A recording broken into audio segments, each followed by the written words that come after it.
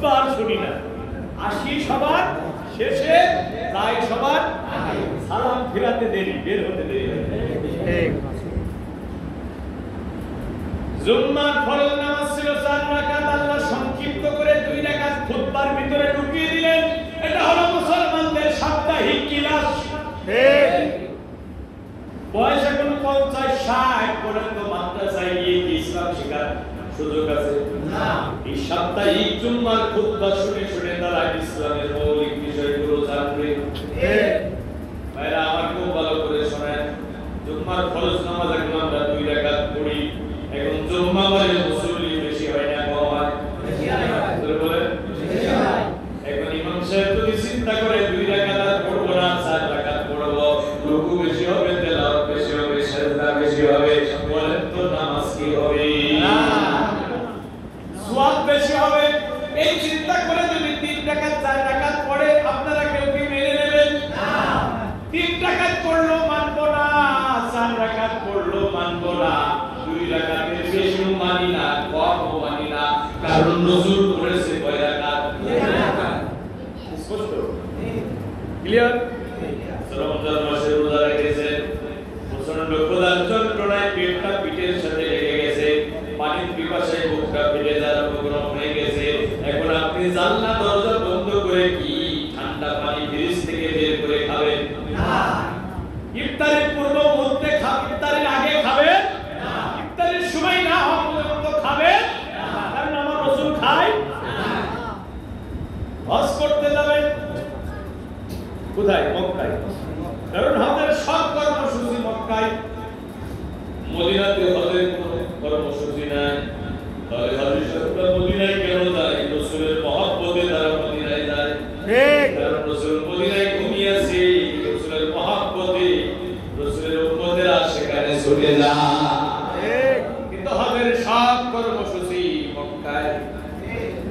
ভাইরা আমার ভালো করে শুনেন, কেউ যদি মনে করে সবাই তো মক্কায় গিয়ে হজ করে, আমার টাকা পয়সা বেশি, ক্ষমতা বেশি, আমি আর মক্কায় যাব না, গোটা দুনিয়ার সুপার পাওয়ার হলো আমেরিকা, আমেরিকার প্রেসিডেন্ট যে 5 বছর হোয়াইট হাউস সব করে আমি হজ করব, বলেন তো তার হজ কি হবে? না। কেউ কি যাবে ওখানে? না। আমেরিকা যারা করে তারাও মক্কায় যায়, বিএনপি যারা করে তারাও মক্কায় যায়, জামাত যারা করে তারাও মক্কায় যায়, পীরের মুরিদ যারা তারাও মক্কায় যায়। কথা বলেন না কেন? এখানে কি কোনো ব্যতিক্রম আছে? না। জুম্মার ফরজ নামাজ আমরা সবাই 2 রাকাত পড়ি। ঠিক। কোন দল যে দলই করি না কেন, জুম্মার ফরজ নামাজ কয় রাকাত পড়ি? যে দলই করি না কেন, ভালো করে বলবেন ভাই, আলোচনাটা একটু মাথার ভিতরে ঢোকান ভাই। যে দলই করি না কেন, রোজা রেখে আমরা কেউ দুপুর বেলা খাই না। তাহলে হজ করতে গিয়ে রাসূলকে মানি, রোজা রাখতে গিয়ে রাসূলকে মানি, নামাজ পড়তে গিয়ে রাসূলকে মানি, দাড়ি টুপি জুব্বায় রাসূলকে মানি, কিন্তু সমাজ রাষ্ট্র কোর্ট কাছারি পরিচালনা করতে গিয়ে আর আমরা রাসূলকে মানি না। আমার রাসূল একদিকে মসজিদের ইমাম আর একদিকে মদিনার প্রেসিডেন্ট। ভাই, রাসূলের সাথে কি আপনাদের কোনো দুশমনি আছে? না। আমি আপনাদের এই আসনে এমপি ইলেকশন করা তো দূরে থাক, আপনাদের এই ওয়ার্ডের মেম্বারের ভোটও দাও। আমি এখানে রাজনীতি করতে আসিনি ভাই। আজকের এই আলোচনা শুনে একজন আল্লাহর বান্দা যদি রাসূলের আদর্শের পথে ফিরে আসে, তাহলে আমার বক্তৃতার জীবন ধন্য হয়ে যাবে। আমি টাকা পয়সা কন্টাক্ট করেও আসি নাই, আমি এই নিয়তে বাড়ি থেকে বের হয়েছি, আল্লাহ আমার জবান থেকে এমন কিছু কথা বের করে দিও যে তোমার কিছু পথহারা মানুষ যেন সত্য পথে ফিরে আসে। তাহলে আমার এই কষ্ট, আমার এই পথ চলা, আমার এই কথা বলা সার্থক হবে। হাজার গানের ভিতর একটি গান যদি আল্লাহর কাছে প্রিয় হয়, সেই তো সফলতা, সেই তো খুশির কথা। চাওয়া পাওয়া আর কিছু না। হাজার হাজার শত শত জায়গায় 17 বছর ধরে বক্তৃতা করছি, এই বক্তৃতা জীবনে আমার বক্তৃতা শুনে একজন মানুষ যদি আল্লাহর পথে ফিরে আসে, তাহলে আমার বক্তৃতা জীবন সার্থক। কি আছে এই টাকা পয়সা, বাড়ি গাড়ি, যশ খ্যাতি, অর্থ অভিযোগ, তো এগুলোর কোনো দাম আছে? এই যশ খ্যাতির কোনো দাম আছে?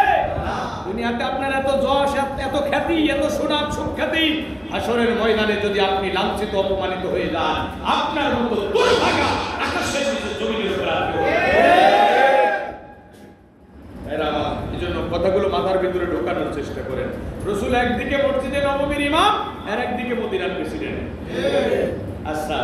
রাসূল প্রেসিডেন্ট ছিল কিনা? জোরে বলেন। ছিল। আমরা অনেকেই জানি না, আমরা মনে করি রাসূল মনে শুধু ইমামতি করেছে।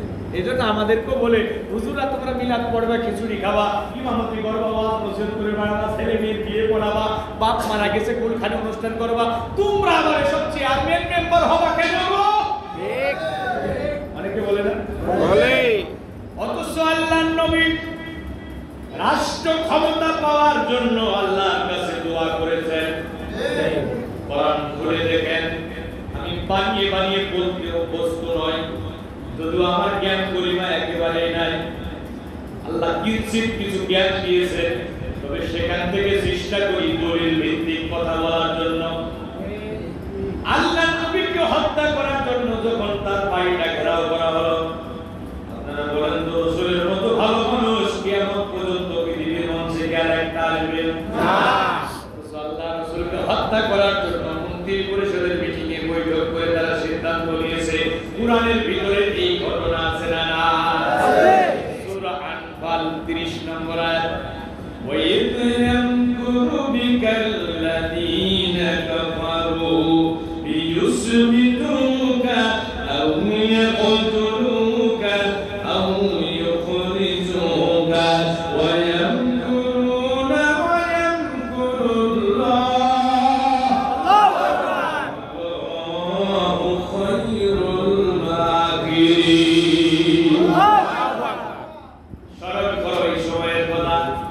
দারুন নাদর মন্ত্রী পরিষদের মিটিংয়ে বৈঠক করে কাফেররা সিদ্ধান্ত নিল নবীকে জেলখানায় ঢোকাবে, অথবা আও ইয়াকতুলুকা, নবীকে হত্যা করবে, অথবা আও ইউখরিজুকা, নবীকে দেশ থেকে বের করে দেবে। ওয়া ইয়ামকুরুনা ওয়া ইয়ামকুরুল্লাহ, ওরা আমার নবীকে হত্যা করার জন্য চূড়ান্ত সিদ্ধান্ত নিল।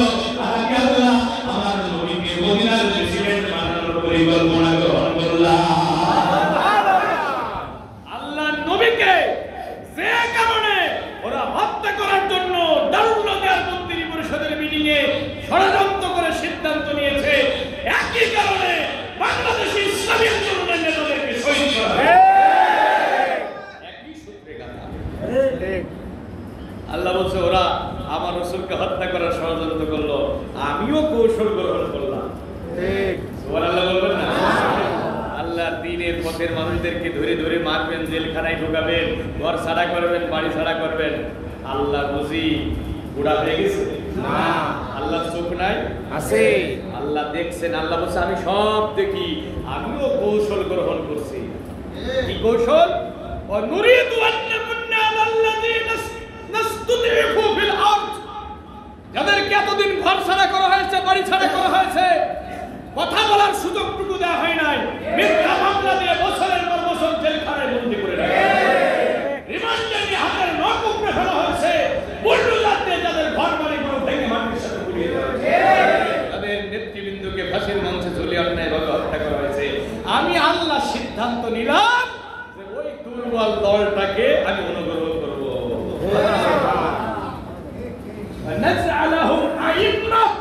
আমি তাদের জমিনের নেতৃত্ব দেব। সুবহানাল্লাহ বলবেন না? 5 তারিখের আগে যে পুলিশের ভয়ে ইসলামী আন্দোলনের নেতারা পালিয়ে বেরিয়েছে, 5 তারিখের পরে ওই পুলিশেরা ইসলামী আন্দোলনের নেতাদের কাছে ফোন করে নিরাপত্তা চেয়েছে। আল্লাহর সিদ্ধান্ত, ওয়ানাজআলাহুম আইম্মা, আমি তাদেরকে জমিনের নেতৃত্ব দিতে চাইলাম, ওয়ানাজআলাহুমুল ওয়ারিসিন, তাদেরকে জমিনের ওয়ারিস বানাতে চাইলাম, ওয়ানুমাক্কিনা লাহুম ফিল আরদ, আর তাদেরকে আমি জমিনের রাষ্ট্র ক্ষমতায় অধিষ্ঠিত করতে চাইলাম।